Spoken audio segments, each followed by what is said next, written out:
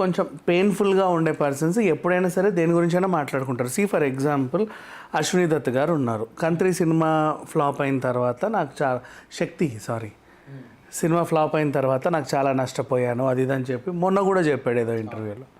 మరి మొన్న ఎందుకు చెప్పాడు? అశ్విని దత్కి ఏమన్నా లైమ్ లైట్లోకి రావాలని ఉందా? నో.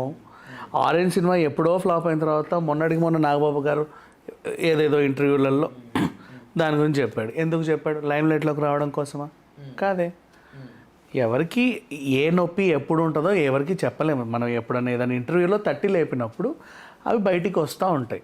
ఇప్పుడు ఫర్ ఎగ్జాంపుల్ నిన్న ఒక ఫన్నీ ఎలిమెంట్, నారా బ్రాహ్మణిపై చేయి చేసుకున్న మంచు మనోజ్ అని చెప్పేసి ఒక న్యూస్.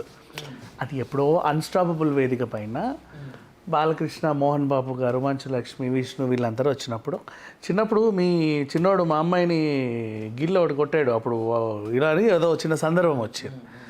దాని న్యూస్ అంటే ఈ ఇష్యూ జరిగి సందర్భం ఎప్పుడు వచ్చినా సరే దాని గురించి మాట్లాడుకుంటారు. ఔత్సాహికులు అది అప్పుడే తెలిసిన వాళ్ళు అరే ఇదేదో భలే ఉంది అని చెప్పి రాసుకుంటారు. అన్నంత మాత్రాన చెప్పిన వాళ్ళు ఆ టైంకి ఏదో ఫేమస్ అవ్వాలనో లైమ్లైట్లోకి రావాలనో చేసడం అనేది తప్పు. అలా ఊహించకూడదు ఎప్పుడు కూడా. అలా చేసేవాళ్ళు కొంతమంది ఉంటారు, బట్ పెయిన్ఫుల్గా వచ్చేవాళ్ళు వేరేలా ఉంటారు. ఇకపోతే సింగనమల్ల గారి గురించి మాట్లాడుకుంటే, ఇప్పుడు మన పోకిరి తమిళ్ వెర్షన్ విజయ్తో తీశాడు. అండ్ ఈయన తీసిన అన్ని సినిమాల్లో ఒక మంచి హిట్ ఈయనకు ఉండింది ఏంటంటే మన మా అన్నయ్య, రాజశేఖర్ గారి మా అన్నయ్య సినిమా మంచి హిట్ సినిమా అప్పట్లో. రాజశేఖర్ గారు మంచి ఫామ్లో ఉన్నప్పుడు వచ్చినటువంటి మూవీ. అండ్ ఆ తర్వాత మాధవన్ అండ్ సదాని పెట్టి హనీమూన్ అనే ఒక సినిమా, కొన్ని ఉన్నాయి ఏదో చేశాడు.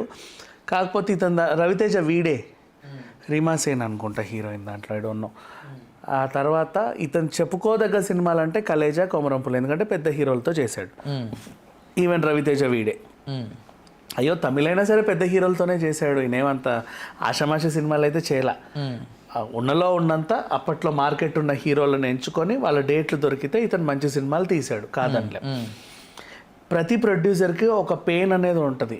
అండ్ ఇతను చెప్పిన ఇష్యూ ఏంటంటే, అప్పట్లో ఏదో కారణాల వల్ల షూటింగ్ లేట్ అయ్యి, కాల్ షీట్లో లేట్ అయ్యి నేను నష్టపోయానండి అన్నాడు.